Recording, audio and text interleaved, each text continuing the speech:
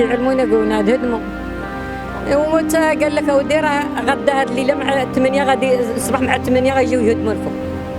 وكي غادي نديروا فين غنديروا حوايج؟ ما عندنا لا كريطنات، ما عندنا لا شي حاجه فين غادي نديروا الحويجات ديالنا. النص هزينا والنص تهرس، وشنو غادي شي؟ ما عندنا ما نديروا، حنا في امر المخزن اش غنديروا؟ ما عندنا ما نديروا، حنا في امر المخزن وما دار الحمد لله. حنا اش غنديروا؟ عندنا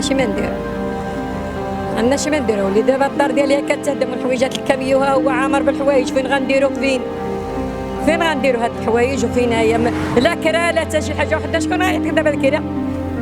غادي ندوزو نديروا كيطون. ايوا الحمد لله والشكر لله. وفين غنمشيو؟ شكون عرف فين غنمشيو؟ ما عرفش فين غنمشيو. احنا عندنا فين حتى حاجه وحديه. هو الطلب ديالنا ما يضيعوناش. هذاك هو الطلب ديالنا من عندكم، ما تضيعوناش. هذا الشيء اللي كاين، الشيء اللي بغينا.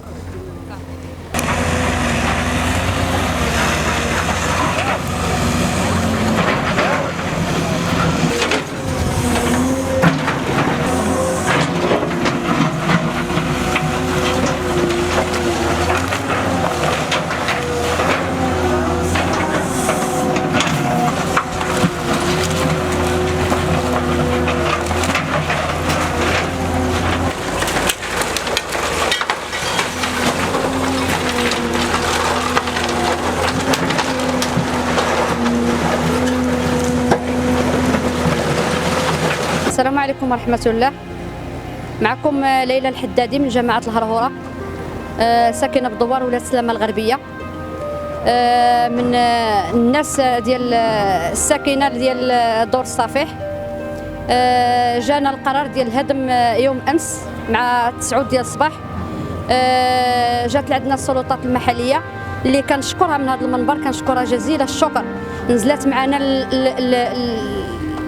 الارض، جلسات معنا الارض، واكثر واحد كنشكرو من هذا المنبر هذا هو الجار ديالي، عون سلطه الطاهر عبد الدين، سعاده القائد وسعاده الباشا، ما كنعرفش السميه ديالهم بالضبط، ولكن جلسوا معايا في الارض، هضروا معايا، بكاو معايا، نزلوا معايا قالوا لي لي ميسيون اللي كيخافوا منهم وما كيقدروش انهم يمشيو يأديوهم، هو انهم يمشيو عند شي واحد للدار ديالو ويقولوا ليه نتايا اللي عشتي مده ديال 50 سنه اليوم كنجيو عندك، لان عندنا واحد القرار كيقول لنا بانكم خصكم تخرجوا تخليو المنازل ديالكم بدون وجهه، يعني ما كتعرفوش الوجهه اللي غادي تمشيو ليها، غتخليو المساكن ديالكم، جمعوا الحوايج ديالكم وخرجوا فين هما ما عارفينش، حنا ما عارفينش، وحنا ما كنلوموش سعاده القائد لان عنده اوامر وعنده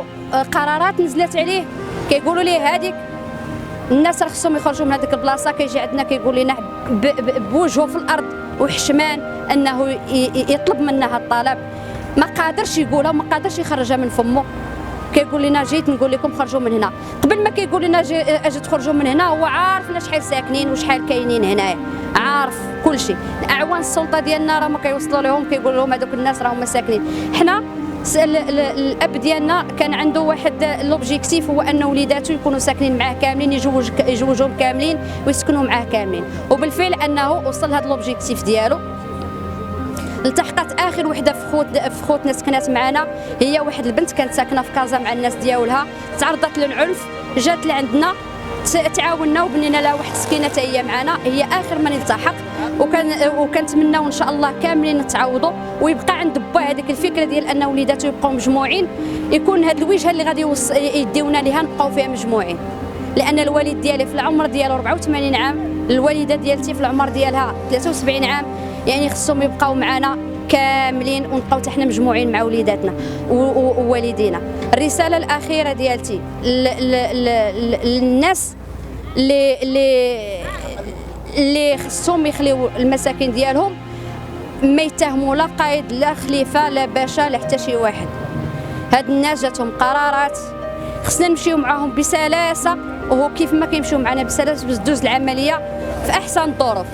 ملي غادي دوز هاد العمليه في احسن الظروف كنتمناو حتى هما ياخذوا هذا الامر، السلطات المحليه تاخذ هذا الامر ديال التعاون ديالنا معاهم بعين الاعتبار، ويعطيونا حتى حنايا في واحد المنطقه. تصوروا ان واحد كيسكن عنده 2 خطوات بينه وبين البحر، وحاليا ما عارفش اش من وجهه غادي يمشي لها.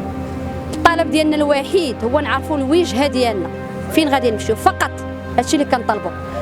وعاش جلاله الملك، والله يشافيه ويعافيه، وحتى هو يشوف من حالنا وينظر لينا بعين الرحمه ويرحمنا. جلاله الملك يرحمنا كما عشنا حنا عشنا مع الامراء لمده 50 سنه وحنا عايشين مع الامراء.